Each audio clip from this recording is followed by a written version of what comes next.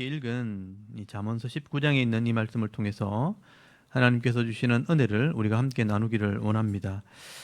이 잠언서 19장의 말씀에도 지혜로운 자와 명철한 자의 삶은 어떤 것인가, 솔로몬이 반복해서 계속 설명을 하고 있습니다.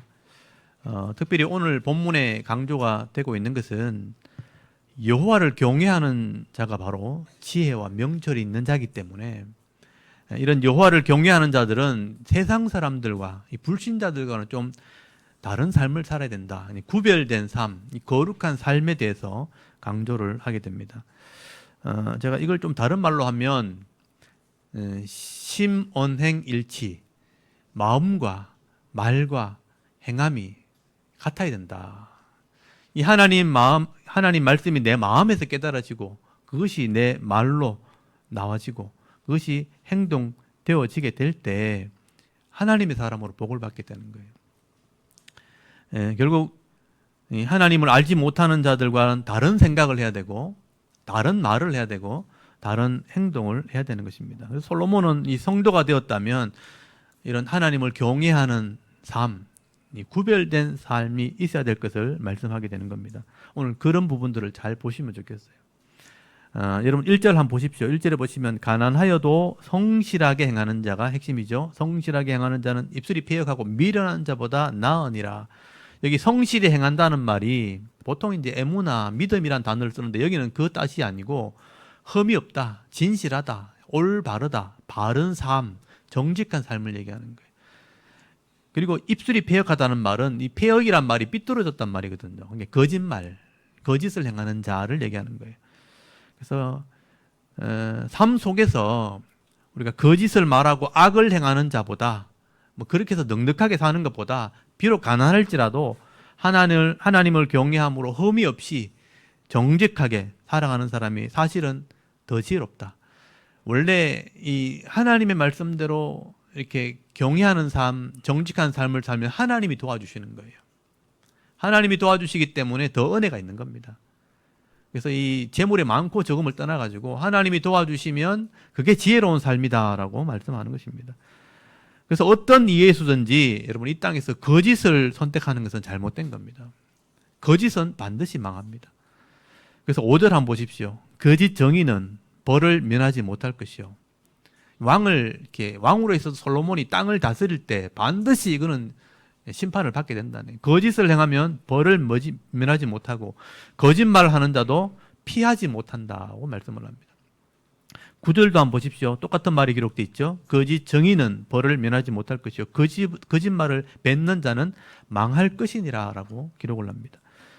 여러분 성경은요 이렇게 거짓을 말하고 속이는 자는 벌을 피하지 못하는 거예요. 재앙을 받든지 아니면 심판을 받게 됩니다. 반드시 망하게 됩니다. 성경은 계속 이 얘기를 하고 있는 거예요. 근데 왜 사람들은 거짓을 멈출 수가 없을까요? 불신자는 물론이고 성도들도 마찬가지입니다. 그러니까 아는데 왜 멈추지 못할까요? 제가 아무리 생각해봐도 결국은 답은 그거예요. 하나님을 알지 못한다는 거예요. 하나님 말씀을 제대로 알지 못하면 그렇게 될 수밖에 없다는 거예요. 진짜 하나님을 아는 사람이라면 성경의 표현 그대로 하면요, 니파님이란 말이 있어요. 여호와 니파님이란 말은 이 하나님을 아는 사람들은 어떤 생각을 하고 있냐면 하나님의 면전에 내가 있다고 생각하는 거예요. 하나님 얼굴 앞에 여러분 쉽게 예를 들어서 여러분이 엄한 아버지가 내 앞에 있으면 내가 함부로 말할 수 있어요? 말 못하잖아요. 하물며 전능하신 하나님이 내 면전에 있다고 생각하는데 어떻게 악을 행할 수 있겠습니까? 그게 이 하나님을 아는 사람들의 기본적인 생각이에요. 그래서 이걸 이제 라틴어로 나중에 할 때 코람데오란 말, 코람데오, 하나님 앞에라는 신앙이 있었어요. 그래서 하나님을 진짜 아는 사람이라면 절대 남을 속일 수가 없습니다. 거짓말할 수 없습니다. 그리고 진리를 아는 사람이라면 이 말씀이 진리, 변하지 않는 것, 이 말씀이 진리이기 때문에 어느 시대든지 똑같이 적용이 되는 거예요. 진리라는 것을 아는 사람이라면 절대로 속일 수 없죠. 거짓말할 수 없습니다.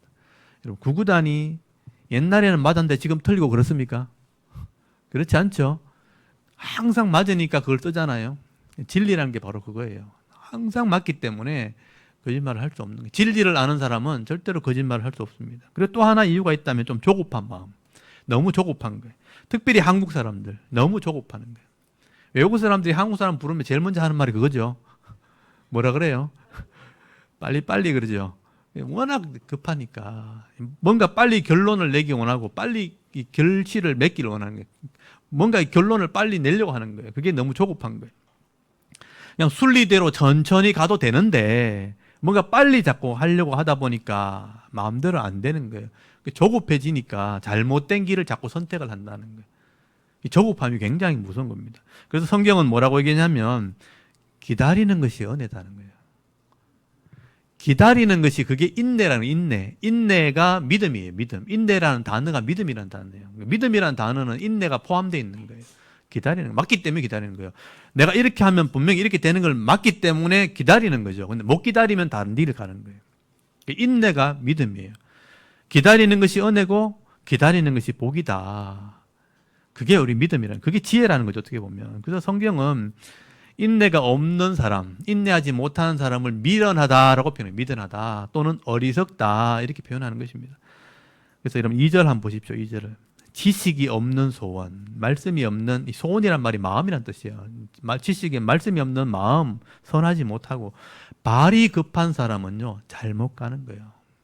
급하다는 게 참 위험한 겁니다.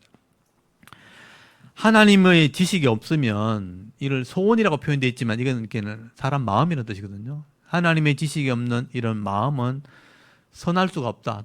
로토브라는 게 좋지 못하다. 선할 수 없고, 발이 급한 사람은 잘못된 길을 가기 때문에 늘 빗나가거나 죄를 짓게 돼 있다는 거예요. 근데 여러분 3절을 한번 보십시오. 이런 사람들은요 자신의 잘못을 절대 인정하지 않습니다. 그래서 원망을 하는 거예요. 사람이 미련함으로 자기 길을 굽게 해놓고, 굽게 하고, 마음으로 누구를 원망해요? 하나님을 자꾸 원망하는 거예요. 괜히 여기 뭐 나를 이렇게 만들어가지고 뭐냐, 괜히 내가 예수 믿게 만들어가지고 하나님을 원망하는, 자기가 잘못된 길은 생각하지 못하고 자기가 미련해 놓고 하나님을 계속 원망을 하는 것이죠. 사람이 미련함으로 자기 길을 굽게 하고 마음으로는 여호와를 원망하느니라. 하나님을 모르는 사람들은요 결국은 자기가 뭘 잘못했는지를 잘 모르는 거예요. 뭐가 약점인지 뭐가 허물인지를 모르는 거예요. 그래서 자꾸 하나님 원망, 눈에 안 보이는 건 하나님 원망하고 눈에 보이면 사람을 원망하는 거예요. 부모 원망, 친구 원망. 그렇게 원망하는 삶을 살게, 그래서 어리석다고 말하는 겁니다. 그 사람은 절대 발전하지 않죠. 자기가 뭘 잘못했는지 알아야 그걸 고치게 되는 겁니다. 그래야 성숙해지고 발전하는 겁니다. 여러분 이렇게 인생 중에 하나님을 아는 것, 그리고 인내하는 것, 그래서 정직한 삶을 사는 것이 바로 지혜입니다. 지혜. 그거를 선택할 줄 알아야 되는 거죠. 그래서 시편 11편 7절에 보면요, 여호와는 의로우사 의로운 일을 좋아하시나니 정직한 자는 그의 얼굴을 배우느니라. 정직한 사람은 항상 하나님과 함께 다니는 거예요.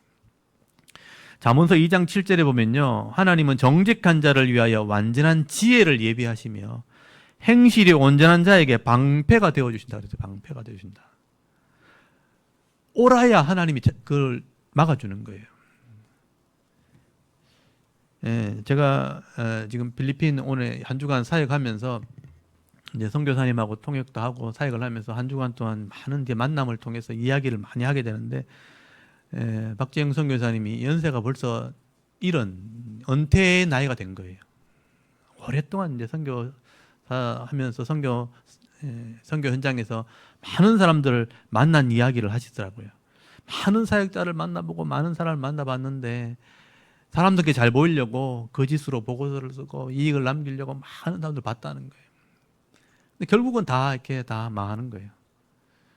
약삭 빠르게 지혜롭다고 생각하고 그렇게 이렇게 거짓 보고서를 쓰고 거짓으로 속여서 이렇게 보고하시는 분들이 많다는 거예요. 수많은 사람들을 봤다는 거예요. 근데 결국은 정직하게 하는 사람이 나중에 인정을 받는 거예요. 대우를 받는 것을 봤다는 경험을 제가 얘기를 많이 들었습니다. 사람을 보지 않고 하나님만 보고 사역하는 사람들은요, 하나님이 기가 막힌 방법으로 도와준다는 거예요. 자기만 누리는 은혜가 있는 거예요.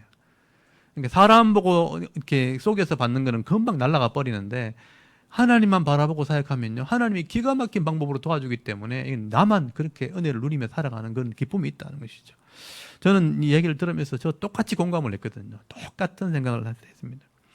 여러분, 인생이 그리 길지 않고요, 우리가 잘못한 거 있으면요 아무도 모를 것 같죠. 우리 한국 사람들은요 한 다리만 건너면 다 압니다. 저도 성경에서 한번 얘기해 보면요, 한 사람만 지나가면 다 아는 사람이라, 그 사람 다 알고 있는 거예요.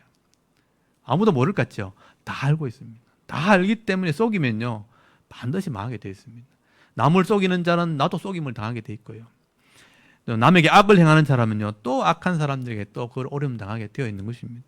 결국 바르게 정직하게 하는 사람이 복을 받게 되는 거예요. 긴 인생을 볼 때 그렇다는 겁니다. 그러면 이 땅에서 그런 덕을 입지 못하더라도 하늘에 있는 상을 바라보면서 우리가 믿음으로 가야 되는 거죠. 이 땅에서 다 은혜를 누리지 못하는 사람도 하늘의 영광 바라보면서 그 걸음을 걸어가는 사람, 이 사람이 지혜로운 사람이고 그래도 믿음 있는 사람이라는 것입니다. 그러므로 오늘 저와 여러분도요, 이 하나님 말씀을 마음에 잘 새기셔야 됩니다. 이건 잘 새겨 놓으셔야 돼요. 그래서 결단하고 내가 비록 좁은 길이지만 많은 사람이 가지 않지만 바른 길을 가리라, 정직한 길을 가리라, 이렇게 결단하고 믿음의 길, 이 지혜로운 길을 갈 수 있는 우리 자른교회 성도들이 다 되실 수 있길 바랍니다. 그리고 솔로몬은요 이 세상의 가치에 대해서도 설명을 합니다. 여러분 4절 한번 보십시오. 이건 세상의 가치를 말하는 거예요. 재물은 많은 친구를 더하게 하나 가난한 즉 친구가 끊어지느니라. 이 세상의 이치가 그렇다는 거예요. 세상 사람들은 재물이 힘이라고 생각하기 때문에 늘 재물이 있으면요 사람들이 모이게 되어 있습니다. 반대로 가난한 사람들은요 인기가 없죠. 나를 도울 힘이 없다고 생각하기 때문에 무시를 하는 경우가 많다는 거예요. 7절 한번 보십시오. 가난한 자는 그 형제에게도 미움을 받아요. 미움을 받거든. 하물며 친구야 그를 멀리하지 아니하겠느냐. 따라가며 말하려 할지라도 그들이 없어졌느니라. 가난한 자는 인기가 없다는 거예요. 가난한데 어떻게 사람들이 따라다니겠는가. 여러분, 세상 사람들은 돈 있는 사람을 가까이 하기 바라고요, 또 가난한 자는 좀 무시하기도 하고 멸시하기도 한다는 겁니다. 그러나 성도는 그렇게 하면 안 돼요. 성도는 어떤 삶을 살아야 되는가? 나누는 삶, 섬기는 삶을 사는 것이 지혜롭다라고 말하는 겁니다. 거기 6절을 한번 잘 보십시오. 너그러운 사람에게는 은혜를 구하는 자가 많고 선물을 주기를 좋아하는 자에게는 사람보다 친구가 많으니라. 여기 너그러운 사람이라고 되어 있죠. 관대한 사람, 마음이 넓은 사람, 또 이 선물을 주기를 좋아한다는 게 뭐냐면 나누는 사람이에요. 나누는 사람. 내 것을 나누려고 하는 사람, 또 섬기려고 하는 사람. 이런 사람들은 사람들이 인정을 한다는 거예요. 그래서 가까이 한다는 것입니다. 또 더 나아가서 17절 한번 보십시오. 가난한 자를 다른 사람은 무시하는데 그냥 불쌍히 여기는 자가 있어요.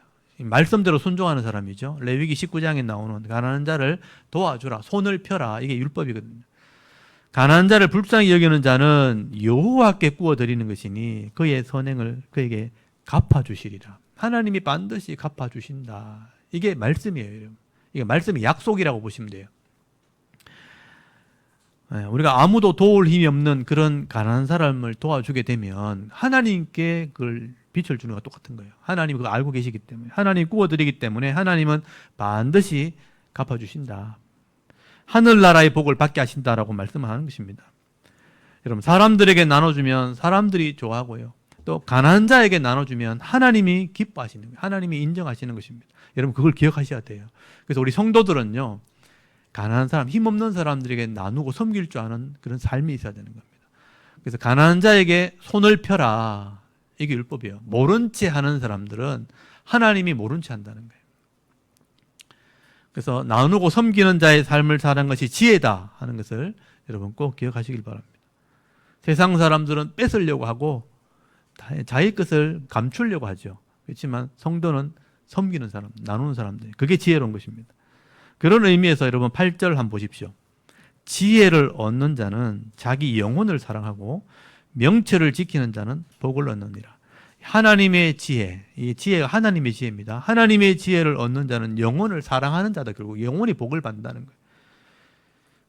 또 명철하게 행하는 자, 이 지혜를 가지고 삶으로 명철하게 행하는 사람은요, 삶에 반드시 복을 받게 되어 있다라고 말씀을 합니다. 그러니까 이 말씀을 기억하고 행하는 걸 명철이라고 하는 거예요. 전체를 이렇게 살피고 통찰하는 것을 명철이라고 그래요.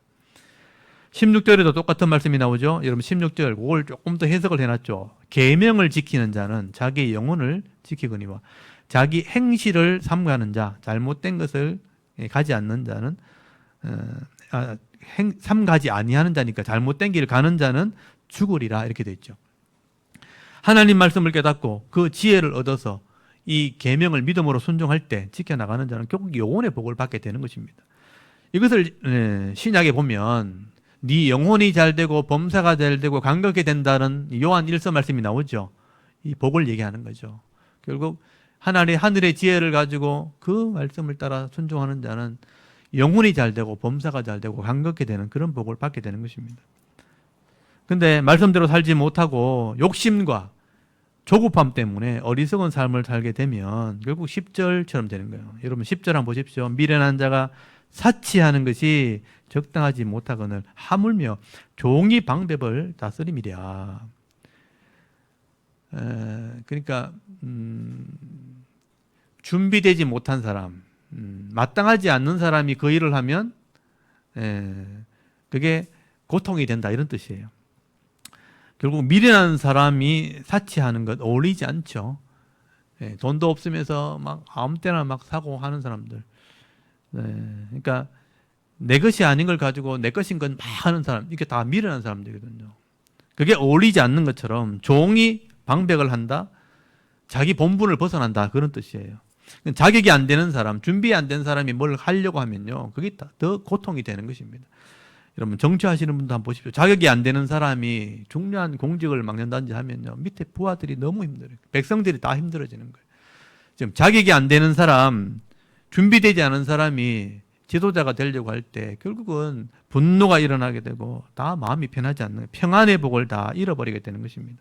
그래서 왕은 왕으로서, 종은 종으로서 자신의 본분을 다해야 되는 거죠. 그럼 모든 사람이 평안을 누리게 되는 것입니다. 그리고 11절 한번 보십시오.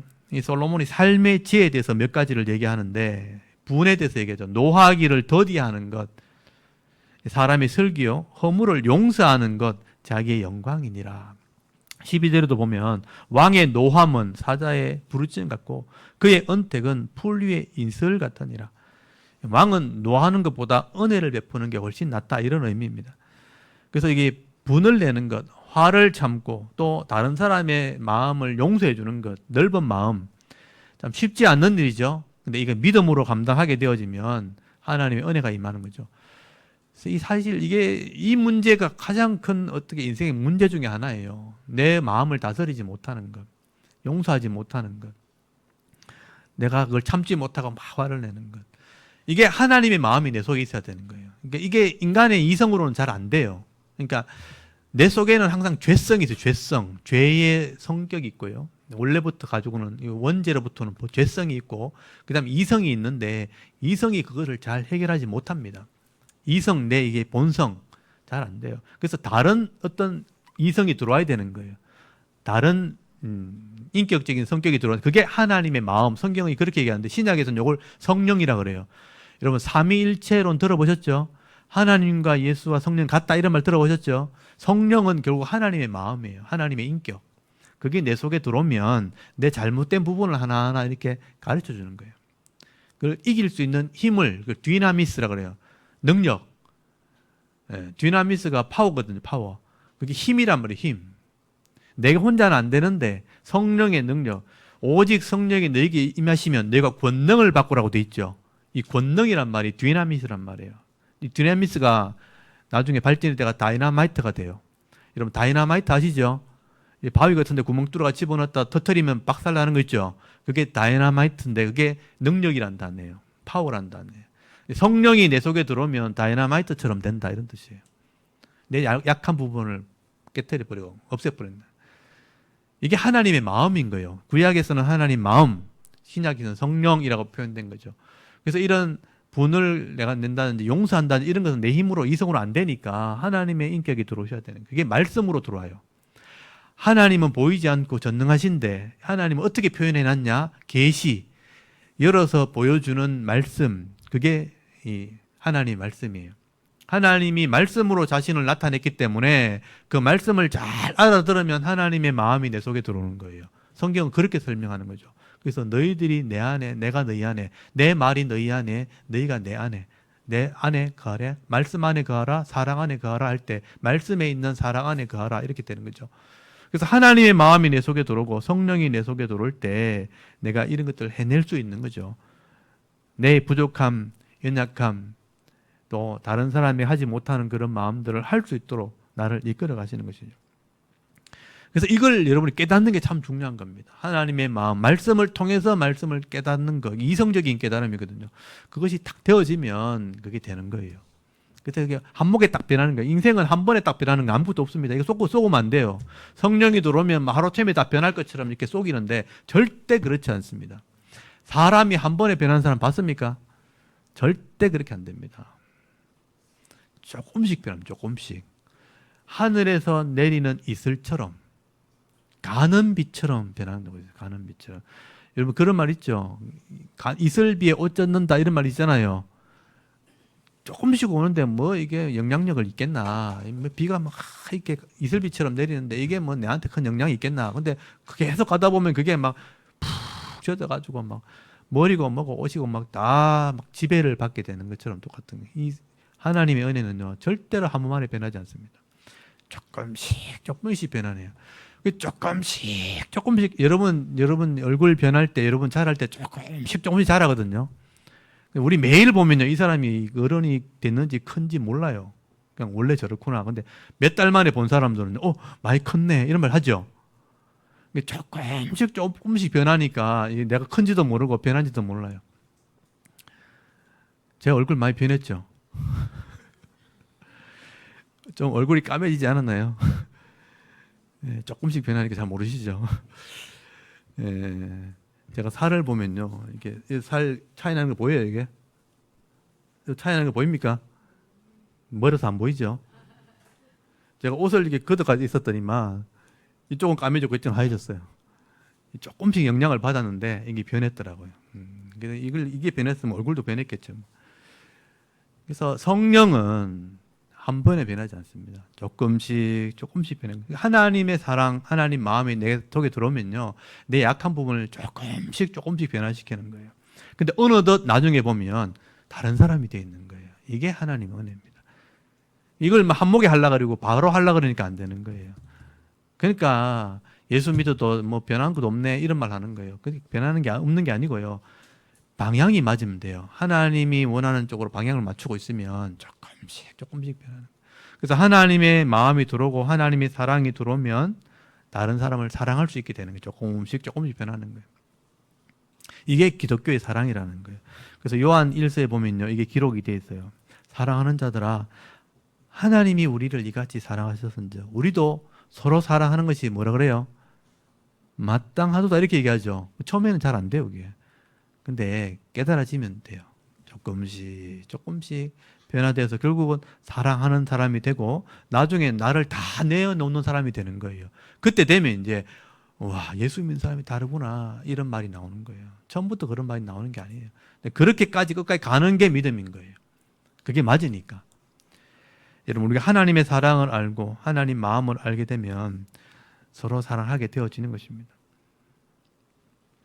그래서 서로 용서도 해주고 내가 분낼 것도 좀 참게 되고 그렇게 이제 성숙해 가는 것이죠. 저는 목사는 이제 그걸 보고 있는 거죠. 처음에는 안 그랬는데 조금씩 변해가는 걸 보는 거예요. 한 번에 변하는 걸 기대하는 게 아닙니다. 그래서 조금씩 변해 그걸 못 참으면 결국 나중에 원래대로 또 돌아가요. 스프링처럼 땡겼다가 팅 하고 또 돌아가고 뭐. 이게 반복되는 거죠. 그런 삶을 이겨내고 믿음으로 살아가는 거죠. 우리가 하나님의 사랑을 받았기 때문에 그 사랑을 나누는 삶을 하나씩 하셔야 돼요. 섬기는 삶을 사셔야 됩니다. 그래서 우리 대구 자론교 성도들이 말씀을 이렇게 이슬비처럼 이렇게 들으시지만 이것이 결국은 내 말씀이 되어지고 깨달은 마음이 되어지고 하나님의 사랑이 되어져서 하나씩 실천해 갈 수 있는, 그래서 더 성숙함으로 나가는 그런 은혜가 있기를 바랍니다. 이게 우리가 해야 될 일입니다. 한 번에 변하지 않았다고 실망하지 마십시오. 저도 실망하지 않습니다. 그걸 제가 알기 때문에. 그래서 함께 성숙해 가기를 바라는 겁니다. 네, 원래대로 갔다가 또 돌아오고 갔다가 돌아오고 이렇게 가면서 이제 결국은 내려갔다 올라갔다 결국은 성장해 가는 거죠. 계속 가는 게 중요한 겁니다. 네, 그걸 볼 수 있는 눈이 필요한 거죠. 우리 성도들이 그걸 못 보면요, 저 사람 맨날 똑같다 그러는데 그게 아니에요. 조금씩 변해가는 거예요. 그래서 그런 은혜가 우리에게 있기를 바랍니다. 그리고 13절 한번 보십시오. 이제 가정에 대한 지혜를 말씀해요. 미련한 아들은 그 아비의 재앙이요, 다투는 아내는 이어 떨어지는 물방울이니라 비유로 설명을 합니다. 하나님 말씀을 배우지 못하는 아들이 미련한 아들이에요. 부모의 근심이 될 수밖에 없죠. 또한 말씀으로 단련받지 못한 아내가 있어요. 아내가 예수를 믿긴 하는데 말씀으로 단련받지, 이거 반대도 돼요. 말씀으로 단련받지 않는 남편도 똑같습니다. 이 유대인들은 남성 위주의 사회이니까 아내만 자꾸 얘기하지만 사실은 둘 다 얘기하는 거예요. 그렇게 받아들이셔야 돼요. 봐라, 아내만 그랬잖아 이렇게 하면 안 돼요. 둘 다 얘기하는 거예요. 남편도 똑같아요. 단련받지 않은 남편은 똑같아요. 그러니까 말로 계속 시비를 거니까 단련이 되지 않으니까 다투게 되는 일이 자꾸 벌어진다는 거죠. 이게 비유하자면 비 오는 날에 물 떨어지는 것 같다. 이스라엘 사람들은 지붕이 이렇게 삼각형으로 된 게 아니고 평평하게 돼 있어요. 이렇게 평평하게 돼 있으니까 물이 고이면 흙으로 만든 집이나 이런 데 보면 물이 샌단 말이에요. 그러니까 물이 똑똑 계속 떨어져요. 밤새도록 물이 떨어지면 편하지가 않죠. 그래서 그런 의미가 있다는 거죠. 아내가 훈련받지 못해가지고 여기 보면 자꾸 이렇게 시비를 걸고 다투는 일이 계속 반복되어지면 지붕에서 물 떨어지듯이 너무 괴롭다, 힘들다, 피곤하다 이런 의미가 되는 것입니다. 그래서 이 온 가족이 사실은 말씀으로 하나 되는 게 굉장히 중요한 거예요. 여러분 14절 한번 보십시오. 집과 재물은 조상에게서 상속하거니와 슬기로운 아내는 여호와께로부터 말미암느니라. 그렇게 말해요. 복이라는 뜻입니다. 집이나 재물은 부모님에게 주어지는 것이잖아요. 슬기로운 아내는요, 만나는 겁니다. 하나님 말씀으로 단련된 사람을 하나님이 만나게 하셔가지고 아내가 되겠는 거예요. 그러니까 이게 하나님 복이죠. 지혜롭고 슬기로운 아내는 하나님이 주시는 은혜다, 긍휼이다. 그렇다면 여러분 결혼하지 않은 분들은 기도해야 되겠죠. 단련된 사람을 만나게 해달라고. 남편도 마찬가지고 아내도 마찬가지고. 말씀으로 단련받지 않는 사람을 이렇게 중간에 만나서 남편과 아내가 되면 서로 싸우면서 단련이 돼야 되니까 얼마나 힘들겠어요. 단련된 사람을 만나는 게 훨씬 낫죠. 그래서 단련된 분을 만나게 해달라고 여러분 기도하셔야 돼요. 그게 하나님의 은혜다. 그게 복이다. 슬기로운 아내와 남편은 여호와께로 말미암는다. 그래서 기도하라는 얘기입니다. 그리고 26절 한번 보십시오. 자식도 마찬가지죠. 아비를 구박하고 어미를 쫓아내는 자는 부끄러움을 끼치며 능욕을 부리는 자식이니라. 내 아들아, 지식의 말씀에서 떠나게 하는 교훈 이거 듣지 말라. 이렇게 얘기하죠. 세상의 지식을 얘기하는 거죠. 자식이 하나님 말씀을 떠나게 되면요, 아버지를 자꾸 원망해요. 자기가 잘 안 되니까 부모를 원망하는 거예요. 어머니를 나중에 이제 부끄럽게 한다는 뜻이에요. 그러므로 이 자녀들이요, 하나님 말씀으로 양육이 되는 게 필요한 겁니다. 그러니까 자녀들이 말씀을 잘 배우면 하나님께 기대를 하고 하나님께 이 소원을 두고 살아가게 되는 거예요. 여러분 18절 한번 보십시오. 네가 네 아들에게 희망이 있은즉 그를 징계하되 죽일 마음은 두지 말지니라. 교육에 대한 얘기입니다. 아들에게 희망이 있죠. 왜냐하면 나이 못했던 거 아들이 할 수 있잖아요. 딸이 해낼 수 있잖아요. 그래 기대가 있잖아요. 나는 좀 이렇게 못했지만 넌 잘해라. 그래서 때로 책망도 하고 뭐 매도 들고 한단 말이에요. 근데 징계를 하되 어떻게 해요? 죽일 마음을 두지 말라는 게 무슨 말인지 아세요? 감정으로 하지 말라는 얘기예요. 진짜 미워서 하는 게 아니고 진짜 훈계의 목적으로 해야 되는 거예요. 그러니까 잘 되게 하는 게 훈계의 목적이 되는데 감정으로 하게 되면 아들이 진짜 죽을 수 있어요. 그러니까 아버를 진짜 미워할 수 있다니까요. 그러면 안 된다는 얘기를 하게 되는 것입니다. 자녀들을 가르치거나 훈계할 때는요, 아무리 화가 나도 감정적으로 하면 안 된다는 거예요. 하나님의 마음으로, 사랑하는 마음으로, 그리고 충분히 설명하면서 하게 되면 그걸 받아들이게 되는 거예요. 그러면 말씀으로 성장하게 되어지는 것입니다. 그래서 여러분 25절 한번 보십시오. 거만한 자를 때리라. 그리하면 어리석은 자도 지혜를 얻으리라. 명철한 자를 견책하라. 그리하면 그가 지식을 얻으리라. 거만한 자는 때리는 게 맞아요. 모르니까 때리는 거예요. 근데 명철한 자는 알아들을 수 있는 말로 책망을 하라는 거죠. 그러면 하나님의 지혜를 얻게 된다. 매로 할 때도 있고 말로 할 때도 있다 이 얘기입니다. 그러니까 진짜 잘못된 걸 가르칠 때는 매로하지만 성숙할 위해서는 알아듣게 설명을 해줘야 되는 거죠. 그래서 여기 명천하절 견책해라. 견책이라는 게 잘못된 게 바로 잡아주는 거거든요. 잘못된 걸 말씀으로 바로 잡아주면 그가 지식을 얻게 되는 것입니다. 그래서 에베소서 6장 4절에 보면 부모는 자녀를 노엽게 하면 안 된다.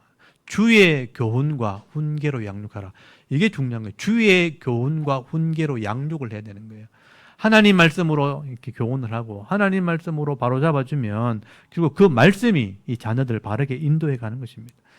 부모가 그냥 말로만 하고 행동을 안 하면 안 되죠. 본을 보이면서 자녀를 주의 말씀과 훈계로 양육을 하게 되면 그 말씀을 통해서 스스로 변해가는 그런 은혜가 있는 거예요. 저도 그런 케이스죠.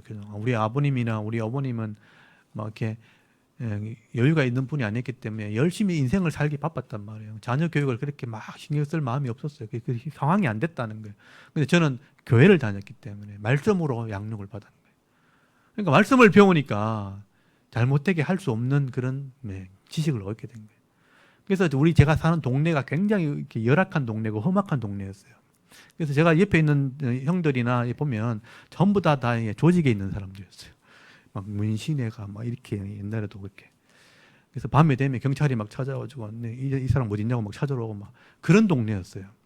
그런데도 말씀대로 잘 자라니까 결국 하나님의 사람답게 살게 되는, 말씀으로 훈련받은 사람들은 부모님을 원망할 수 없어요. 이해를 하게 되는 거예요.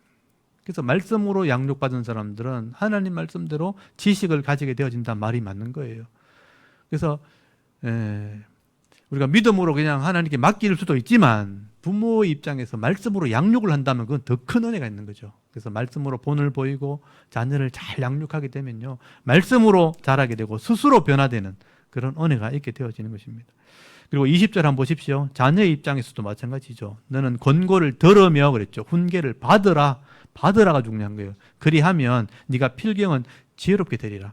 상황이 좀 어렵고 가정이 좀 어려워도 하나님의 이 말씀, 권고, 훈계를 잘 받아들이는 그런 사람이 지혜로운 사람이에요. 아니 왜 조금 나한테 그렇게 하냐고, 귀찮다고, 왜 또 그 말 하냐고 이렇게 하면요, 안 받아들이면요 자기 생각대로만 살아야 되거든요. 그럼 그 자기 생각과 자기 지식이라는 게 한계가 있어가지고 절대로 잘 되지 않습니다. 자기 친구들 얘기 들어보고 뭐 자기 손후배 1, 2년 차이 손후배 말 들어봐가지고 그 1, 2년밖에 안 되는 차이의 그 지식이 얼마나 크겠어요. 수십 년 살아왔던 지식에 비하면 아무것도 아니거든요. 근데 친구 말 듣고 선배 말 듣고 이래 가고 저래 가고 하다 보면요 다 어려움을 당하는 거예요. 그러니까 이 지혜와 권고를, 훈계를 잘 받아들이는 게 지혜입니다, 여러분.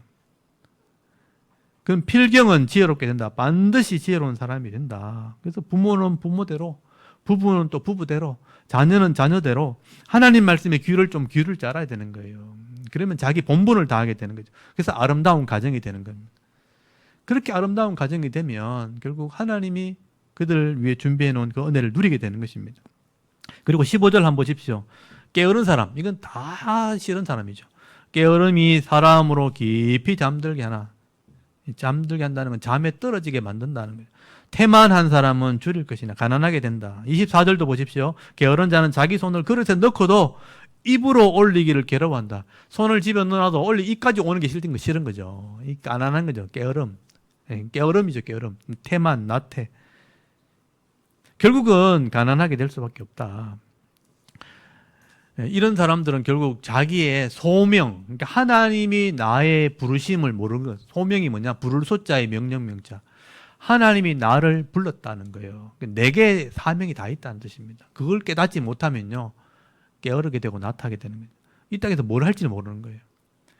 뭘 할지 모르고 힘드니까 상황도 자꾸 어려워지고 핑계거리 자꾸 생기는 거죠. 지금 이런 상황에서 뭘 하냐? 지금 이 상황에서 내가 뭘 하냐? 우리 집안 한번 봐라. 이렇게 핑계거리 막 찾는 거예요.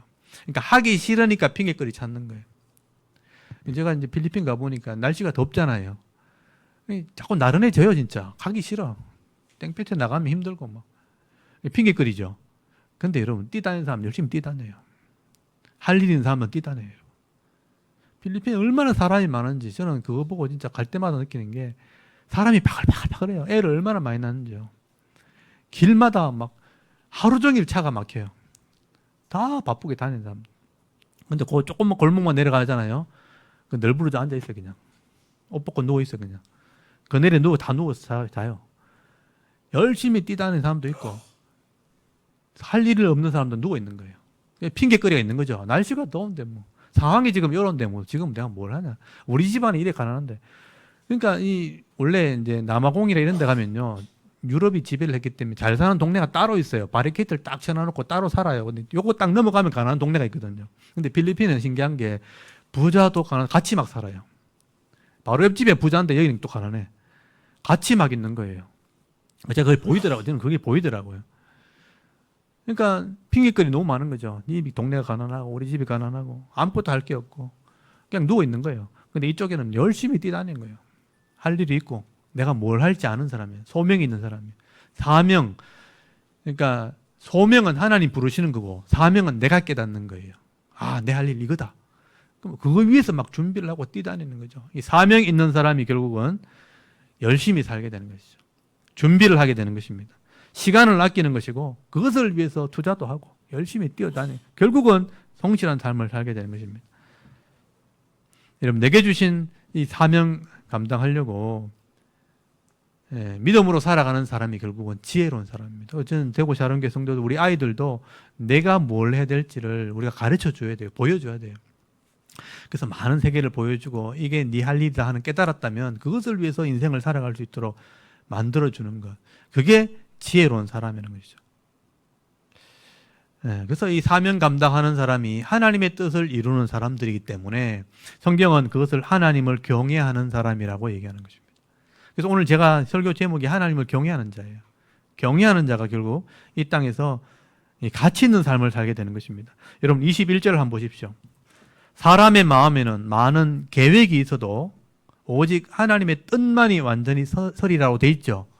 우리가 많은 생각을 할 수 있고 많은 계획을 세울 수 있지만 결국 하나님이 내게 원하는 뜻이 있어요. 그게 이루어지는 겁니다. 그거를 발견하는 게 우리가 해야 돼. 그게 신앙이에요, 사실은요. 여러분 23절 오늘 이 제목이 된 건데요. 여호와를 경외하는 것은 사람으로 생명에 이르게 하는 것이라. 경외하는 자는 족하게 된다. 족하게 되고 재앙을 당하지 않으니라 라고 말씀을 하게 되는 거죠. 하나님을 경외하는 것 이게 결국 지혜로운 사람을 얘기하는 거죠. 여러분 오늘 우리 기도해야 될 내게 사명이 뭐냐? 사명 깨닫게 달라고. 우리 자녀들 사명 깨닫게 달라고 기도하셔야 돼요. 우리 자녀들 그 믿음의 크기는 다 다르지만 분명히 할 일이 있어요. 그거를 깨닫는 사람이 잘하는 겁니다. 저도 젊은 시절 이렇게 지나오면서 뭘 해야 될까 막 고민한 시절이 있었거든요. 그래서 이것도 한번 해보고 저것도 한번 해보고 저는 원래 이렇게 예체능에 재능이 있었기 때문에 그거는 배우지 않아도 깨닫는 거예요. 그걸 본능이라 그래야 되나요? 타고나는 거라 그래야 되나요? 그냥 하면 잘하는 거 있잖아요. 그게 잘하기 때문에 그림을 그렸고 저는 미대 가서 디자이너가 되려고 했어서 원하는요. 그런 것들이 결국은 길이 막히게 되었을 때 하나님이 뭘 해야 될지 모를 때 하나님이 말씀을 가르치는 사역을 하게 됐고 그 말씀을 가르치기 위해서는 그림을 그려야 했기 때문에 그 그림을 제가 수없이 많이 그렸고 그 그림을 컴퓨터로 이동을 해야 되기 때문에 저는 배우지 않았지만 컴퓨터에 대한 재능이 굉장히 많습니다. 그래서 전문가들이 저를 만나면요 똑같이 그냥 하기 때문에 전문가들을 만나도 제가 나는 배운 게 아닌데 그냥 알게 된 거거든요. 이게 은사라는 거예요. 그래서 이 말씀을 가르치기 위해 다양한 것을 할 수 있는 재능을 가지게 된 거예요. 그래서 제가 그림도 조금 더 제가 보여드리겠지만 강의할 때 그림을 보여줘요. 설명만 하면 힘든데 그림을 보여주면 금방 이해되거든요. 특별히 선교제 같은 경우는 더 그렇습니다. 그래서 이게 하나님 주신 재능이죠. 그래서 말씀을 가르치는 게 사명인 것을 깨닫게 되었을 때 모든 것이 합력해서 선이 되는 거죠. 여러분에게 사명이 분명히 있을 거예요. 그 사명 감당하려고 하면 하나님의 뜻이 이루어지게 되고 여러분 만족한 삶을 살게 되어지는 것입니다. 그래서 여러분 내 사명이 뭔지를 빨리 깨달으셔야 돼요. 아직 깨닫지 못한 분이 있다면 깨달으시면 좋겠고 또 우리 자녀들에게는 깨달을 수 있도록 기도하시면 좋겠습니다. 그래서 가정을 위해서 내가 할 일이 있고 직장을 위해서 내가 할 일이 있고 교회에서 내가 할 일이 있고 성도를 위해서 내가 또 할 일이 있는 것입니다. 섬기는 삶이 있는 것입니다. 근데 어떤 삶을 살아야 될 것인가 이렇게 기도하면서 그 길을 걸어갈 때 하나님께서 주시는 그런 은혜와 풍성함을 누릴 수 있기를 바랍니다. 그리고 우리가 각자에 주신 이 사명을 감당하지 못하게 될 때 하나님은 반드시 책임을 묻습니다. 내가 이걸 줬는데 왜 안 하는 거죠? 책망도 하시고 잘못된 길을 가면 책망하시고 또 결국 못 가면 심판을 하시는 분이. 그래서 29절을 한번 보십시오. 29절에 보면요. 심판은 거만한 자를 위하여 예비된 것이요. 심판은 끝나는 거예요. 근데 채찍은 뭐예요? 가능성이 있는 거예요. 바로 잡아 주기 위해 때리는 거예요. 채찍은 어리석은 자의 등을 위하여 예비된 것이라. 하나님 말씀을 거절하고 어리석은 길을 가게 되면요. 채찍이 따라와요. 재앙도 따라와요. 그건 바로 잡기 위해서요. 그걸 끝까지 가면 심판이 있는 거죠. 마지막 심판이 기다리고 있다라고 말씀하는 거예요. 이 땅에서도 그렇고 하늘나라 가서 마찬가지입니다. 여러분이 책망과 채찍과 심판을 받지 않으려면 깨닫는 은혜가 있어야 되는 것이죠. 이걸 성경은 지혜라 그렇게 얘기하는 것입니다. 오늘도 이 솔로몬이 말하는 이 잠언서 19장에 있는 말씀들 복잡해 보이지만 하나하나 여러분 잘 정리하시고 이런 지혜의 말씀 한 말씀이라도 내 마음에 잘 새기시고 묵상하고 순종할 때 어리석고 게으르고 미련한 삶을 사는 것이 아니라 지혜롭고 명철하고 성실한 삶을 살 때 복 있는 자의 삶을 살아갈 수 있는 저와 여러분의 이런 영적인 삶의 모습이 되실 수 있기를 주의 이름으로 축원합니다.